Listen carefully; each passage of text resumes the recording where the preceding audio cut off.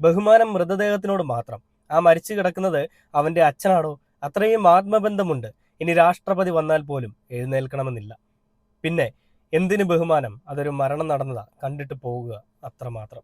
വേറൊരാൾ കമന്റ് ഇട്ടിരിക്കുന്നത് മാതാപിതാ ഗുരു ദൈവം എന്നാണ്. അച്ഛന്റെ ശവമഞ്ചത്തിനരികിൽ ഒരു മകനും ആരോടും ഒരു ബഹുമാനവും വേണ്ട. അത് മുഖ്യമന്ത്രിക്കും മനസ്സിലാകും. അദ്ദേഹവും വളരെ മാന്യമായി പെരുമാറുന്നു. കാഴ്ചക്കാർക്ക് എന്ത് എന്ന് പറഞ്ഞുകൊണ്ടാണ് പല ആളുകളും കമന്റ് ഇട്ടിരിക്കുന്നത്. ആ ഒരു കമന്റ് വളരെ ശ്രദ്ധേയമായിട്ടുള്ള, അല്ലെ, ആ ഒരു കമന്റ് ഏറ്റവും നമ്മൾക്ക് ഹൃദയത്തിൽ തട്ടുന്ന ഒരു കമന്റ് അല്ലേ?